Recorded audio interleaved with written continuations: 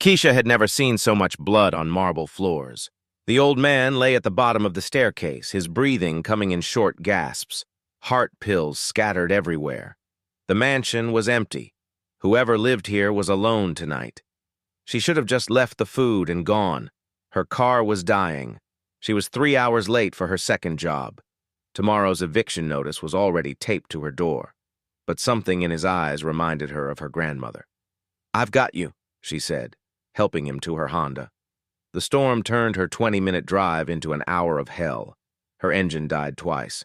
Steam poured from under the hood. By the time they reached the hospital, she knew her car was finished. The doctors said she'd saved his life. What Keisha didn't know was that the man she'd rescued had been looking for someone like her for decades, someone with her last name, someone with her heart. Everything was about to change. But even Keisha's unshakable optimism was being tested like never before. At 5:30 a.m., Keisha Williams woke up to her neighbor's baby crying through paper-thin walls. The eviction notice on her door glowed under the hallway light. Final warning: $800 behind on rent, $237 in her checking account. Her 2009 Honda Civic sat in the parking lot with a crack across the windshield and an engine that coughed like a dying animal. The mechanic had quoted $600 for repairs she couldn't afford. Without the car, she'd lose all 3 of her jobs. "Morning, beautiful," she whispered to her grandmother's photo on the nightstand. Ruth Williams smiled back from the faded picture, the woman who'd raised her after her parents died in a car accident when Keisha was 12. "Your heart's your compass, baby," Grandma Ruth used to say. "When the world gets dark, you are the light." Those words had carried Keisha through community college, through working double shifts to pay for her sociology degree, through watching gentrification price her family out of their neighborhood. But lately, being the light felt impossible when her own world was falling apart. At Sunrise Diner, Keisha tied her apron and started the coffee. The morning rush brought construction workers grabbing breakfast before their shifts, nurses heading home after 12-hour nights, and regulars like Mrs. Patterson. Mrs. Patterson has sat at table 6 every morning since her husband died 3 months ago. She ordered black coffee and wheat toast, then talked about Harold like he'd just stepped out for groceries. 42 years we were married," Mrs. Patterson said, stirring sugar into her cup. "Never spent a night apart until the cancer took him." Keisha refilled her coffee without being asked. "Tell me about your first date." "Oh, honey, Harold was so nervous he forgot his wallet. I had to pay for dinner." Mrs. Patterson's eyes lit up. "But he walked me home and promised he'd make it up to me. Took him 50 years, but he did." The manager, Dave, shot Keisha a look from behind the register. She was spending too much time with customers again, but Mrs. Patterson needed someone to listen. Keisha understood loneliness. "You remind me of my granddaughter," Mrs. Patterson said, sliding a $5 tip across the table. "Same kind heart." During her lunch break, Keisha counted the morning's tips. $23. At this rate, she'd need 4 months to catch up on rent. Her phone buzzed with a text from her friend Malik. "Still need help with car payments?" Malik worked construction and had been offering to loan her money for weeks.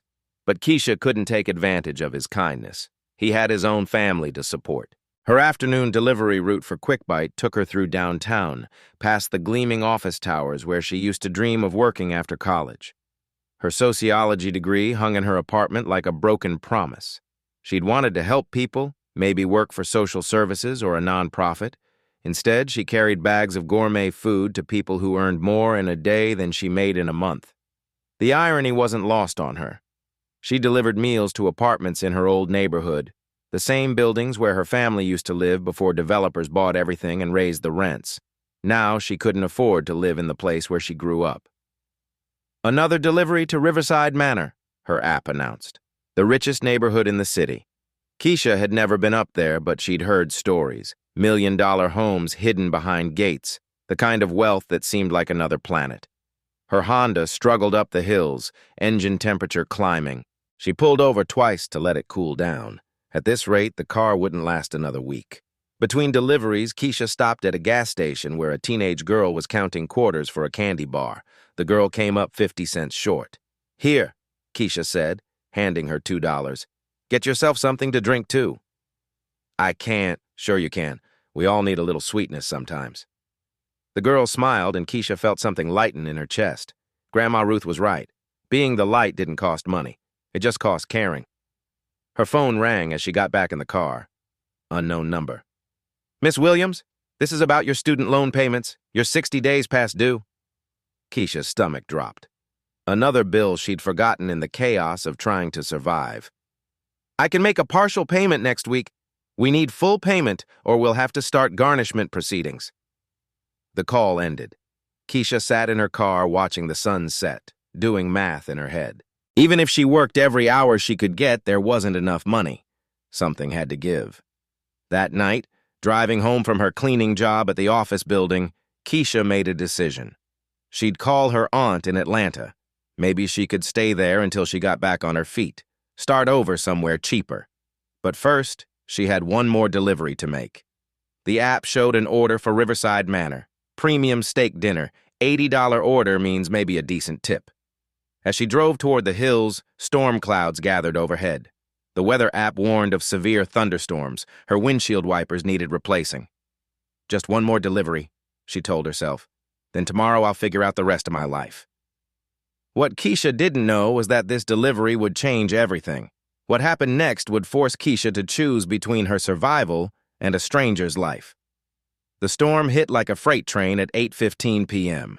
Hail the size of marbles pounded her windshield as Keisha drove toward Riverside Manor. The radio crackled with tornado warnings and flood alerts. Every smart person was indoors tonight. But her delivery app showed one last order. Premium steak dinner with lobster sides.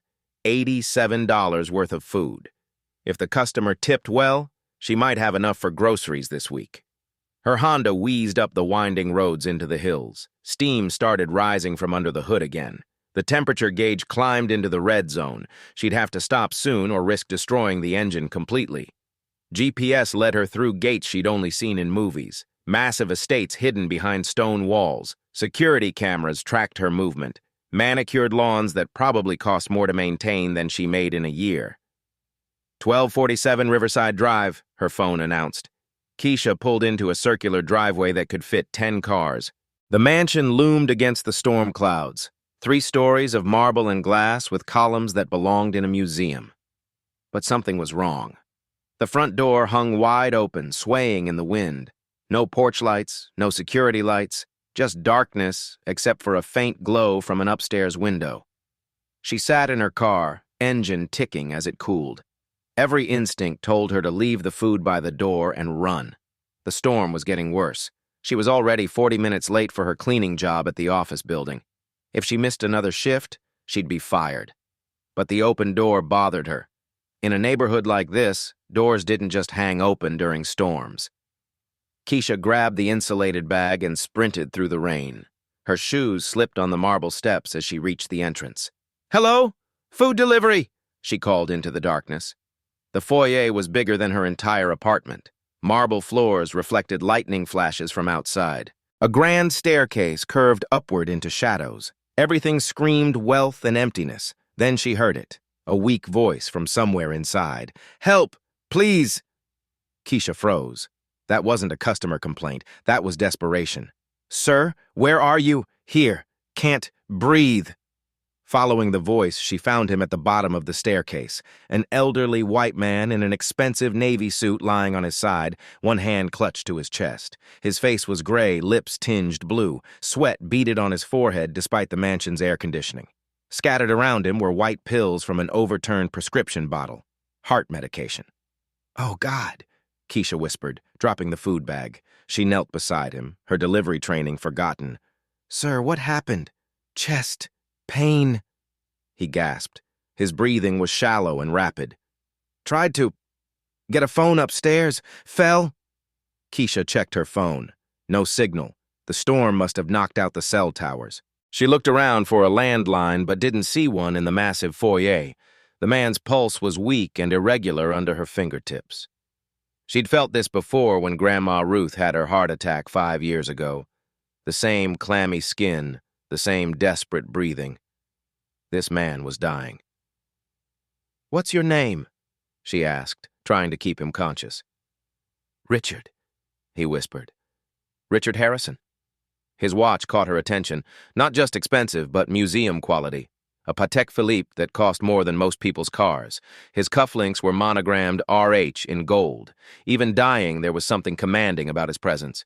Keisha's mind raced. The landline upstairs might work, but Richard was too heavy for her to carry, and leaving him alone felt wrong. Her car could make it to the hospital, but barely. The engine was already overheating, and the storm was turning roads into rivers. And there was her cleaning job. If she missed tonight, she'd lose her last steady income. Without that job, even if she avoided eviction somehow, she wouldn't eat next week.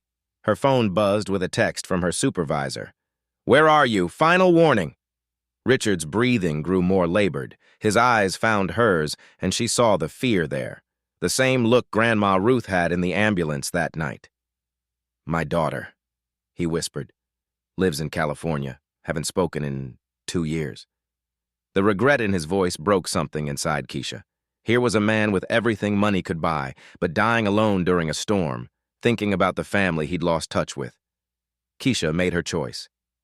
"I'm getting you to a hospital," she said, slipping her arms under his shoulders. "Right now." "You don't understand."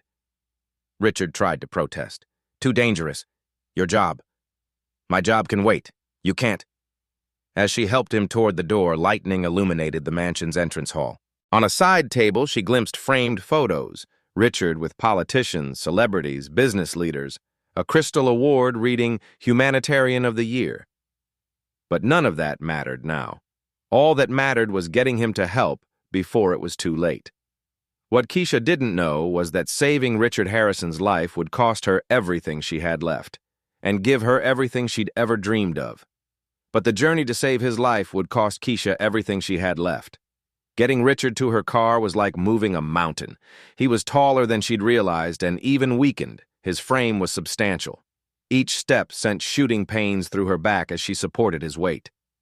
"I can't let you do this," Richard breathed against her shoulder. His voice carried the authority of someone used to being in control, even now. "Too late," Keisha said, kicking open the mansion's front door. "We're doing this." The storm had turned vicious. Rain came down in sheets so thick she could barely see her Honda 20 feet away.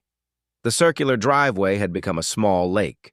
Hail bounced off the car's roof like gunshots. She half-carried, half-dragged Richard through the water. His expensive leather shoes slipped on the wet pavement. By the time they reached her car, both were soaked to the bone. "This thing's going to make it?" Richard asked, looking at her Honda with concern. Steam was already rising from under the hood. The engine temperature gauge sat in the red zone. The cracked windshield leaked water onto her dashboard. "It has to," Keisha said, helping him into the passenger seat. She cranked the engine. It coughed, sputtered, then caught with a sound like grinding metal. The heater barely worked, but she turned it on full blast anyway. Richard was shivering. "Closest hospital?" she asked, backing out of the driveway. "St. Mary's downtown," Richard said through chattering teeth. "But the bridge floods every storm. Adds 20 minutes with the detour." 20 minutes he might not have. Keisha looked at his face in the dashboard light, still gray, still struggling for each breath. "We're taking the direct route," she decided. The radio crackled to life. "Emergency services report major flooding on Route 9 and downtown bridges. All non-essential traffic should avoid—" Keisha turned it off. "Tell me about your daughter," she said, pressing the accelerator. The Honda protested but responded. "Sarah?" Richard's voice was fading. "Haven't talked since her mother's funeral. Said I chose business over family. She was right." Thunder crashed overhead as they descended from the hills. Keisha's windshield wipers were losing their battle against the rain. She leaned forward, squinting through the storm. What does she do? Teacher, elementary school, always wanted to help kids. Richard's head lolled against the window. Like her mother. "I was so busy building an empire, I forgot why I started." The engine temperature climbed higher. Warning lights lit up the dashboard like a Christmas tree. Keisha felt the steering wheel start to shake. "Stay with me, Richard. Keep talking." "Started from nothing," he whispered. "Food truck in the worst part of town. The woman who owned it saved my life when I was 17. Homeless, hungry, angry at the world." Something in his voice made Keisha glance over. Even in his weakened state, there was gratitude there. Deep, profound gratitude for someone who'd helped him long ago. She taught me everything, how to treat people, how to build something that matters. Then she disappeared, and I could never thank her properly. They hit downtown traffic despite the storm. Red lights stretched ahead of them. Richard's breathing was getting shallower. "We don't have time for this," Keisha muttered, checking for cops. Seeing none, she ran the red light. The Honda hit a massive pothole. Something under the hood made a grinding sound that spoke of expensive damage. The steering wheel shook violently in her hands. "This is crazy," Richard said, more alert now. "You're destroying your car, missing work, for a complete stranger." "You're not a stranger anymore," Keisha said simply. "You're someone's father, someone who needs help." Route 9 was partially flooded, just as the radio had warned. Water crept up to her door handles. The Honda's engine sputtered, died for a terrifying moment, then caught again. "I can't afford to pay for repairs," Keisha said, mostly to herself. "I can't afford to miss work. I definitely can't afford a towing bill." "Then why?" "Because my grandmother taught me that doing right isn't about what you can afford. It's about who you choose to be when nobody's watching." Richard studied her profile in the dim light. "Your grandmother sounds wise. She was everything." Keisha's voice caught. "Raised me after my parents died. Worked 3 jobs to keep us afloat. Never once complained. Never asked for help she couldn't give back somehow." "What was her name?" "Ruth. Ruth Williams." Richard went very still in his seat. Something shifted in his expression, but Keisha was too focused on driving to notice.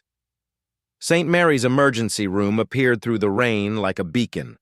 Keisha's Honda made a final terrible grinding sound and died completely in the ambulance bay. Steam poured from under the hood. She didn't care. "We made it," she said, relief flooding her voice. Paramedics rushed toward them with a gurney. Keisha helped transfer Richard, her hands steady despite everything they'd been through.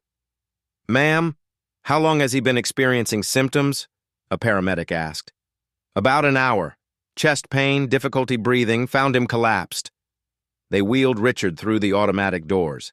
Keisha followed, still clutching the wet delivery bag she'd forgotten about. The steak dinner was cold and worthless now.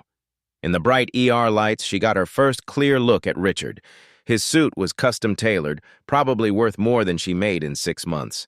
His watch wasn't just expensive, it was the kind she'd only seen in luxury magazines. Everything about him screamed wealth and power, but all she saw was a scared man who'd almost died alone. "You saved his life," a nurse told her later. 10 more minutes and we would have lost him." Keisha nodded, exhaustion hitting her like a wave. Through the treatment room window, she could see doctors working on Richard. Monitors beeped steadily. His color was already returning. Her phone buzzed with a text from her cleaning supervisor. "Don't bother coming in tomorrow, you're fired." Then her car insurance company. "Towing fee will be $400. Payment required before vehicle release." Keisha stared at the messages, reality setting in. She'd lost her job. Her car was dead. Tomorrow's eviction was still waiting. But Richard Harrison was alive, and somehow that felt worth everything. 5. Immediate aftermath and refusal of reward, 675 words. But what Richard pressed into her hand would soon reveal a secret that would change everything. 3 hours later, Keisha sat in the ER waiting room, her clothes finally dry but wrinkled beyond saving. The fluorescent lights made everything look harsh and sterile. Through the treatment room window, she watched Richard speaking with doctors. His color had returned, and his breathing looked normal. She should have left hours ago. Her phone showed 12 missed calls from friends asking where she was. Her dead Honda sat in the parking lot like a monument to her terrible decision-making. But something kept her in that uncomfortable plastic chair. Maybe it was the way Richard had talked about his daughter. The regret in his voice when he mentioned choosing business over family. It reminded her of the stories Grandma Ruth used to tell about people who had everything but felt empty inside. "Miss Williams?" A nurse approached. "Mr. Harrison is asking for you." The treatment room smelled like antiseptic and hope. Richard looked smaller in the hospital gown, but his eyes were alert and focused. When he saw her, something shifted in his expression, gratitude mixed with intense curiosity. "I don't know how to thank you," he said, his voice stronger now. You sacrificed everything for a complete stranger. Keisha shifted uncomfortably. Anyone would have done the same. No. Richard's voice carried absolute certainty. They wouldn't, I know. There was weight behind those words, like someone who'd spent decades studying human nature and been disappointed more often than not. Richard reached for his wallet, a thick leather billfold that probably cost more than her monthly rent. It was stuffed with hundreds. Please let me cover your car repairs, your lost wages. I don't want your money. Keisha interrupted, backing away slightly. Richard studied her face with the intensity of someone seeing a rare specimen. What do you do for work? 3 jobs, actually. Waitress at Sunrise Diner. Delivery driver for Quick Bite. Night cleaning at office buildings. She didn't mention that she'd just lost one of them. And after tonight? Keisha's practiced smile faltered for just a moment. Her car was dead. She'd been fired from cleaning. Tomorrow's eviction loomed like a storm cloud. I'll figure it out. I always do. Richard pulled a business card from his suit jacket pocket. The paper was unusual, thick, with a subtle texture that spoke of quality. But the hospital's fluorescent lighting made the text shimmer strangely, and water damage from the storm had blurred the edges. Take this anyway, he said, pressing it into her palm. If you ever need anything at all, call that number. Keisha glanced at the card. Between the lighting and the water damage, she couldn't make out the text clearly. It looked expensive, though. She pocketed it politely. What's your address? Richard asked. I'd like to send a proper thank you. Heat crept up Keisha's neck. I'm between places right now. Something in Richard's expression shifted, understanding, then what looked like determination. Your phone number, then? She gave it to him, though she wasn't sure how much longer she could afford to keep the service active. Her last paycheck would barely cover 2 weeks of bills. You have a family? Richard asked, catching her hand as she prepared to leave. Just me now. The familiar ache settled in her chest as she thought of Grandma Ruth's photo on her nightstand. Not anymore, Richard said quietly. But Keisha was already turning toward the door, her mind on how she'd get home without a car. As she reached the exit, she noticed a black sedan pulling up to the ER entrance. Not a taxi or rideshare, something more official. The driver stepped out wearing an expensive suit despite the late hour and headed straight for Richard's room with the confidence of someone who belonged. Keisha paused, watching through the glass doors. The driver spoke briefly with a nurse, showed some kind of identification, then disappeared into the treatment area. Whatever was happening, it felt important, official. Her phone buzzed with a text from Malik. Heard about the storm. You okay? Need a ride? Keisha typed back. Long story. I'll call you tomorrow. As she waited for Malik in the hospital lobby, she pulled out Richard's business card again. The hospital's exit lighting was different, and for a moment she thought she could make out part of the text. Something about Harrison and what looked like enterprises. But it was probably just her tired eyes playing tricks on her. Tomorrow she'd start over. Find new work. Figure out the car situation. Maybe that business card would be useful somehow. What Keisha didn't know was that in less than 24 hours, her entire life would transform in ways she never imagined possible. But in 24 hours, Keisha would discover that her life was about to change in ways she never imagined. The next morning brought Mr. Peters and his eviction crew to Keisha's door at 8 a.m. sharp. She'd spent the night on Malik's couch, her few possessions crammed into garbage bags that now sat by his front door like sad monuments to her failure. Time's up, Miss Williams, Peters said, not unkindly, but with the finality of someone who'd had this conversation too many times. I've got new tenants moving in this afternoon. Keisha had called in sick to the diner, the first time in 2 years. Her manager hadn't been happy, but what was she supposed to say? Sorry, I'm being evicted and my car died saving a stranger's life. Can I have just one more day? She asked Peters. I'm waiting on a job interview. Same story for 3 months, he replied, signaling to his crew. Nothing personal, but business is business. As the crew loaded her belongings into their truck, Keisha remembered Richard's business card. She pulled it out, hoping to see the text clearly in daylight. The card was pristine, not a drop of water damage, not a single smudge from the storm. That was impossible. Everything else from last night, her clothes, her phone, the delivery bag, had been soaked through, but this card looked like it had just come from a printer. The text read, Harrison Enterprises, Richard Harrison, Chairman and CEO. Below it, a phone number with a 617 prefix she recognized from news reports about Fortune 500 companies. Her phone rang, unknown number. Miss Williams? This is Margaret Carter, executive assistant to Richard Harrison. Mr. Harrison would like to meet with you today. A car will pick you up at noon. Keisha blinked. I'm sorry, what?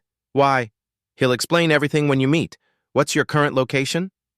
After giving Malik's address, Keisha hung up feeling more confused than before. Executive assistant, chairman, and CEO? Who exactly had she rescued last night? At 11:58 a.m., the same black sedan from the hospital pulled up outside Malik's apartment complex. The driver, professional, courteous, wearing a suit that probably cost more than her monthly rent, stepped out and approached her door. Miss Williams? I'm James. Mr. Harrison sent it to me. How did you know where to find me? Keisha asked, sliding into the leather interior. Mr. Harrison is very thorough, James replied, pulling into traffic. He's been making calls all morning. They drove through downtown toward the financial district. Keisha had walked these streets hundreds of times, but never really noticed where they were heading. Harrison Tower, a gleaming 40-story skyscraper that dominated the skyline. A banner stretched across its facade, Harrison Enterprises, 50 years of community investment. James used a special entrance that bypassed public security. They took a private elevator to the 39th floor, rising so fast Keisha's ears popped.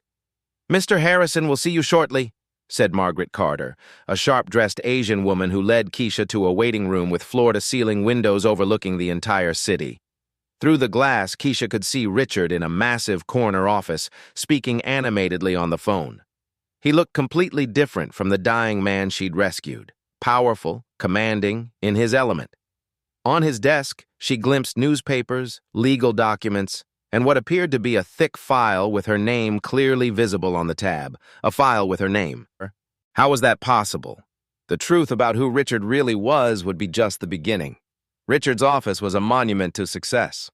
Awards from 3 presidents lined one wall, photos with world leaders covered another. Framed newspaper headlines announced billion-dollar deals and corporate milestones.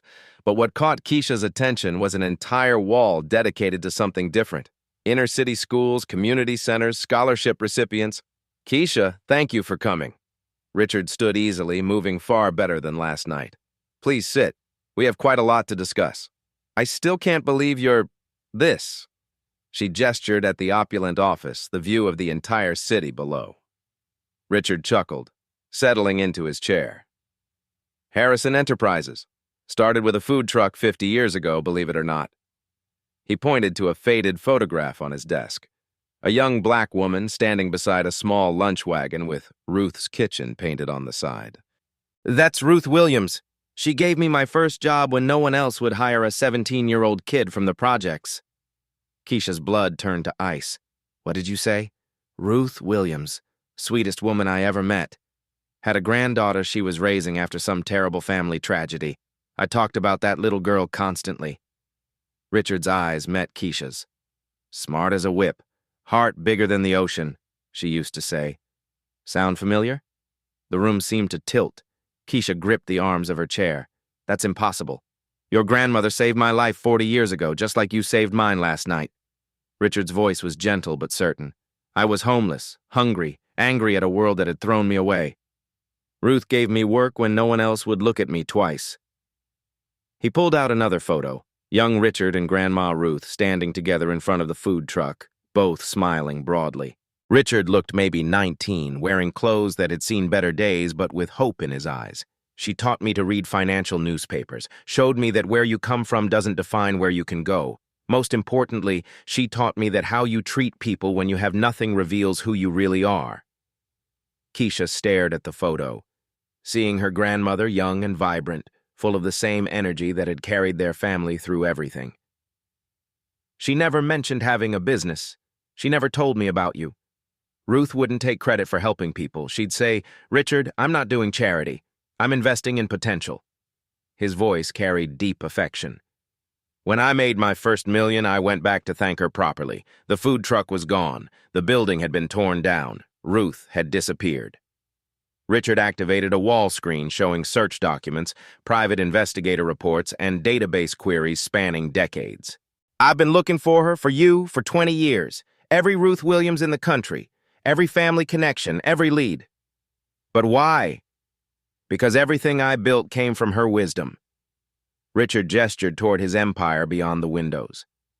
Customer service, integrity, employee loyalty, every principle that built this company came from watching Ruth Williams feed hungry people with dignity and respect. The emotional weight of it hit Keisha like a physical blow. She raised me after my parents died. Car accident when I was 12.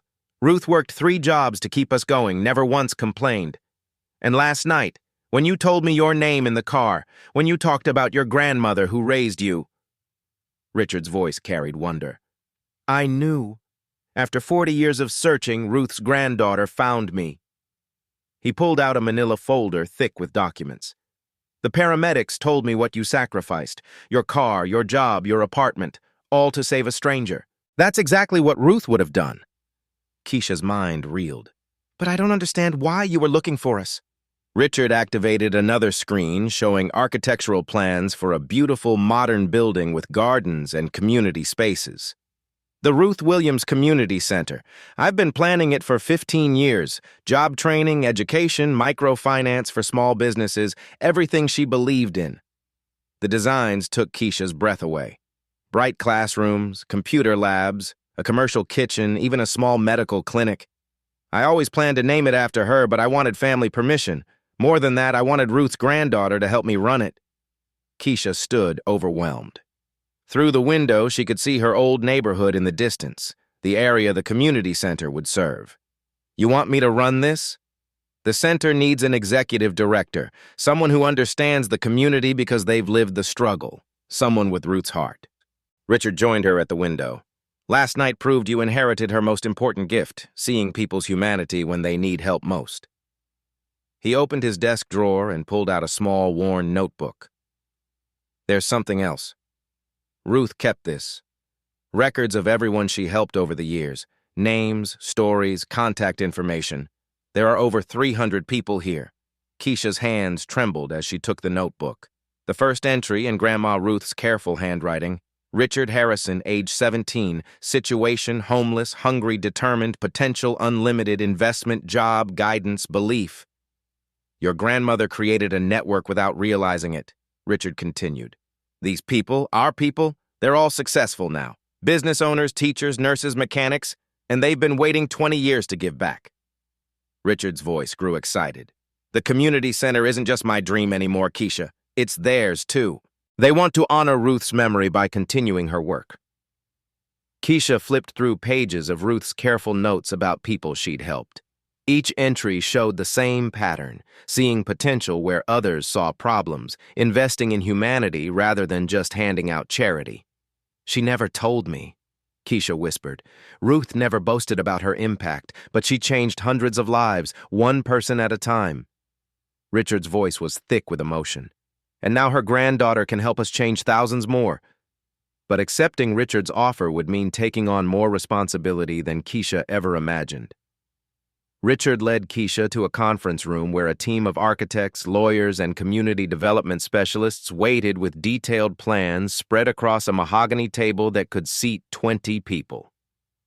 The Ruth Williams Community Center will be a $15 million project, Richard began, activating a smart wall that displayed the blueprints in stunning detail. Job training in technology, healthcare, and skilled trades, childcare for working parents, small business incubation labs, financial literacy programs. Keisha stared at the building plans. Bright, modern classrooms with floor-to-ceiling windows, computer labs equipped with the latest technology, a commercial kitchen for culinary training, workshop spaces for construction and manufacturing skills, even a small medical clinic staffed by volunteer healthcare professionals. As executive director, you'd oversee all operations, Richard continued.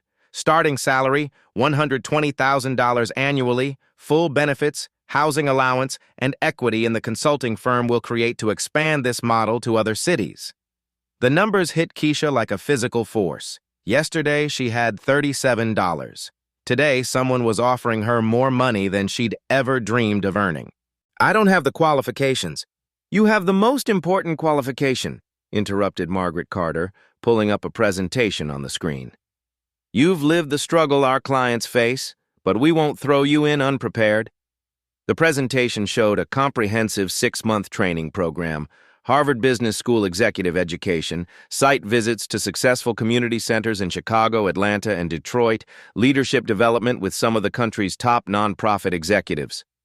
Richard smiled at Keisha's overwhelmed expression.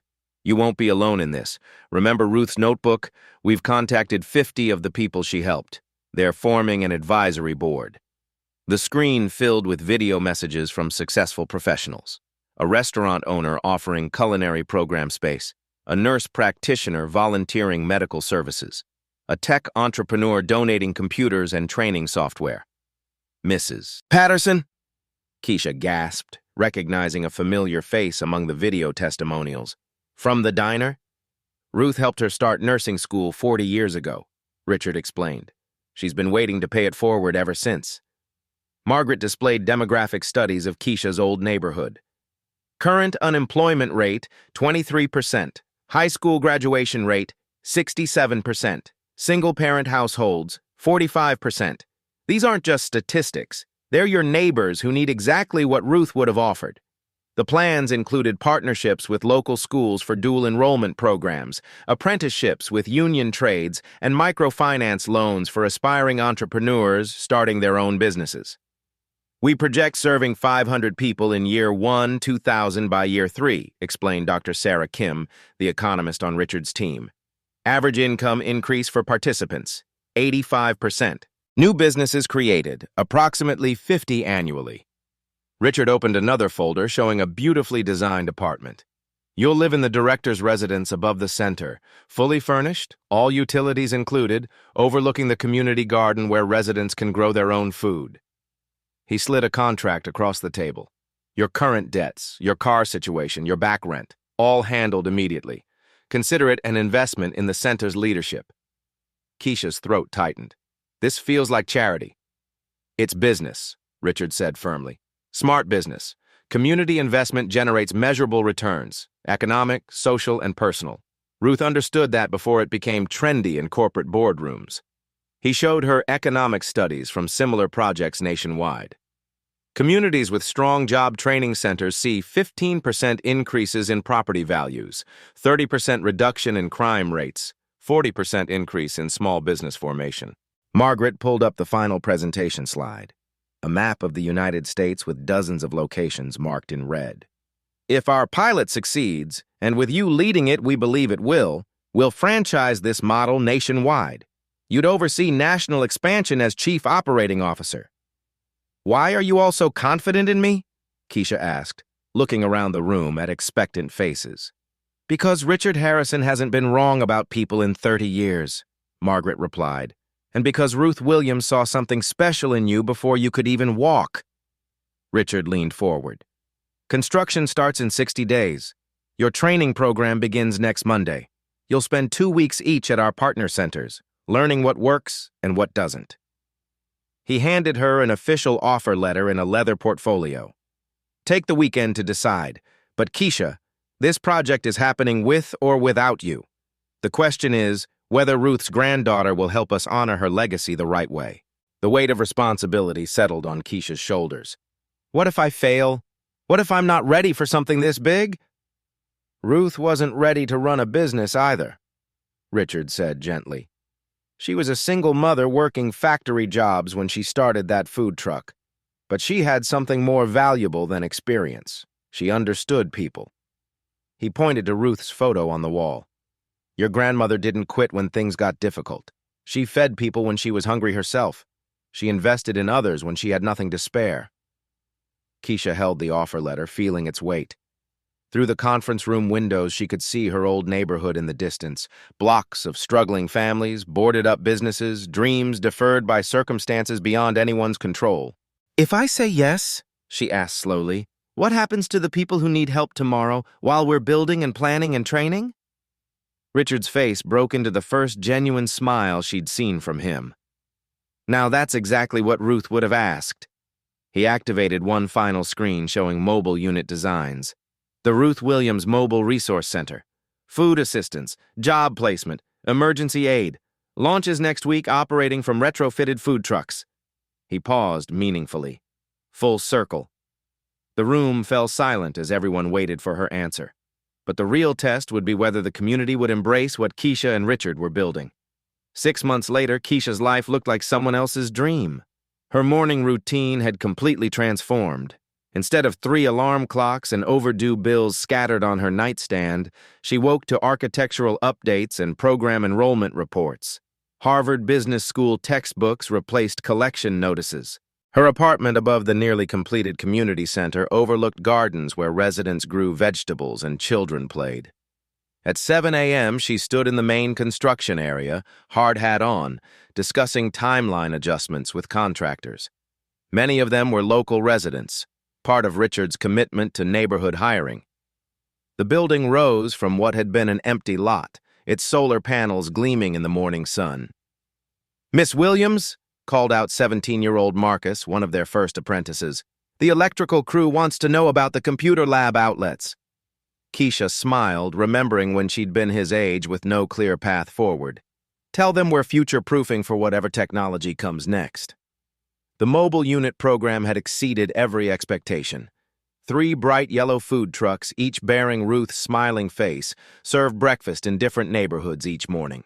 Malik coordinated the program, having completed his construction management certification through their pre-opening training. "We've placed 127 people in permanent jobs," he reported during their weekly team meeting. "Average wage increase of 78%, and Miss Patterson's nursing program has a waiting list." Mrs. Patterson had become their volunteer medical training coordinator, teaching basic healthcare skills in a temporary classroom setup. The local news had featured her story, from diner regular to community hero. The network from Ruth's notebook had come alive in ways that amazed everyone. Restaurant owners created apprenticeship programs. A tech entrepreneur donated not just computers, but ongoing technical support.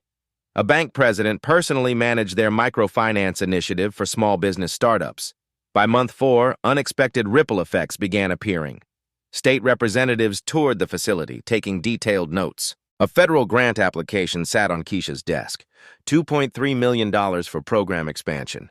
Major employers started posting job openings specifically for center graduates. The local high school created a dual enrollment program allowing students to graduate with both diplomas and professional certifications.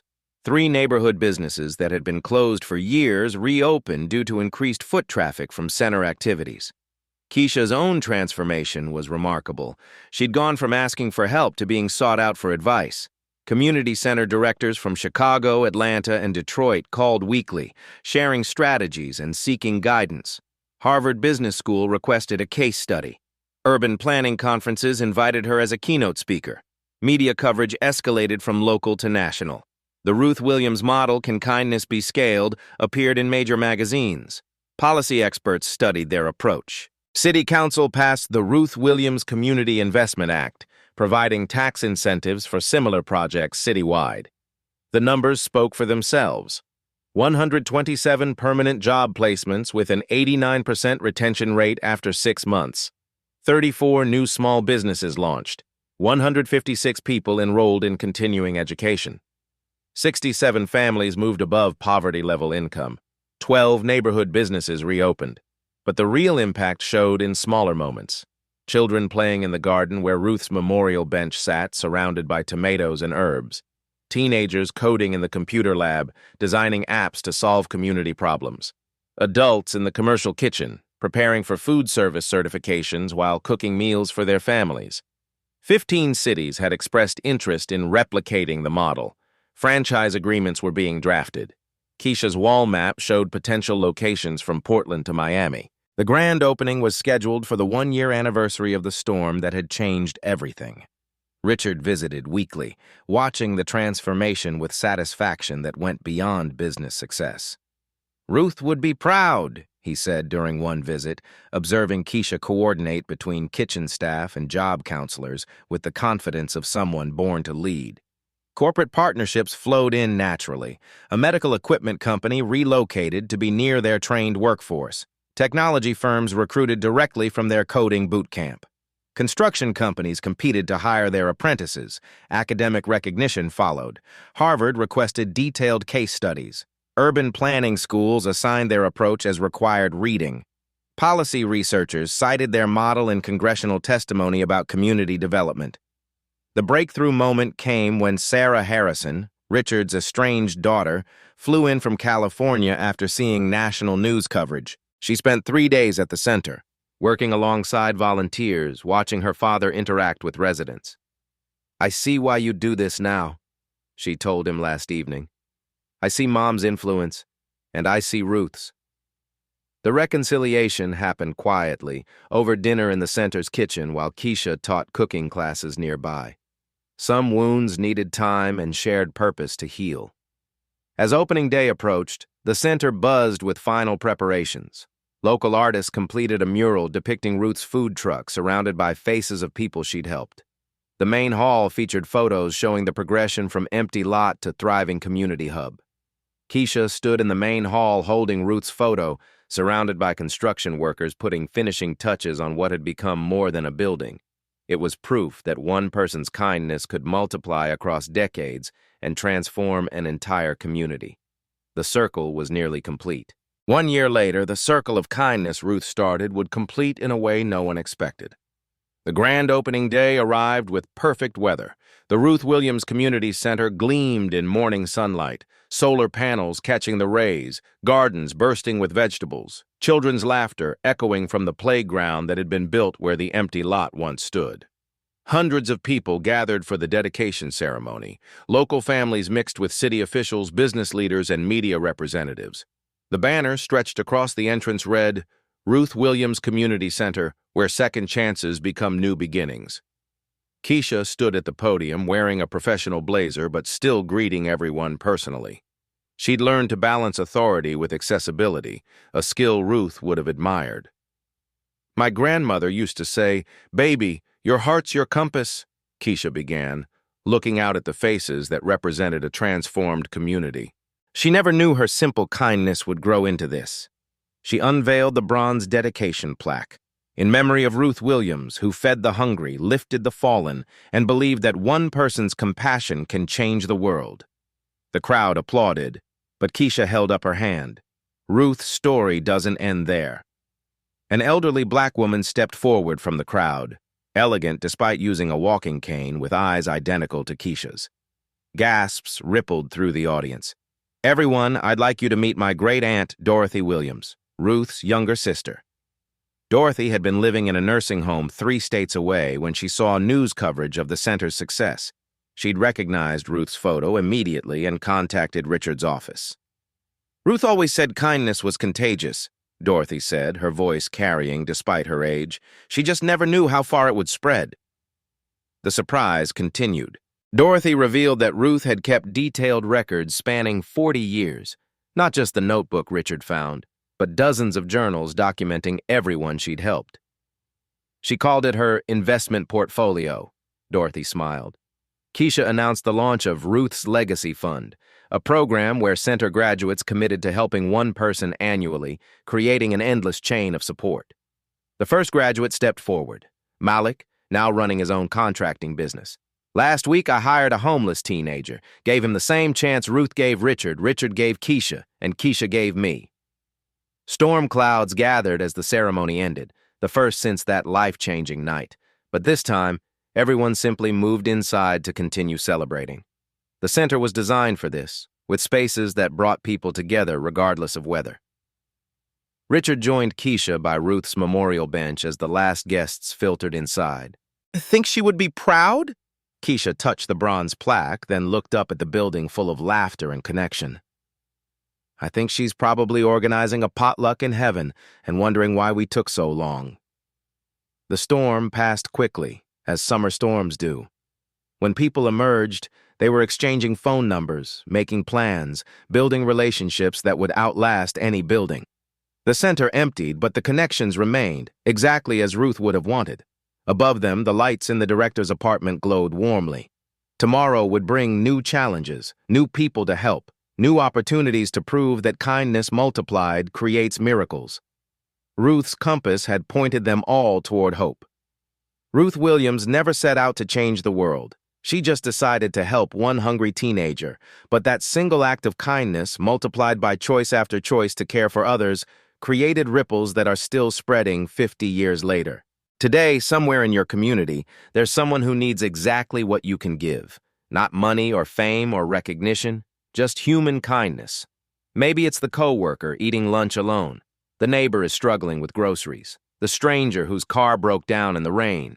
You have no idea whose life might change forever because you chose compassion over convenience.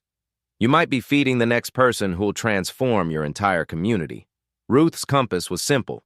Let your heart guide you toward kindness. Where will your compass point you today?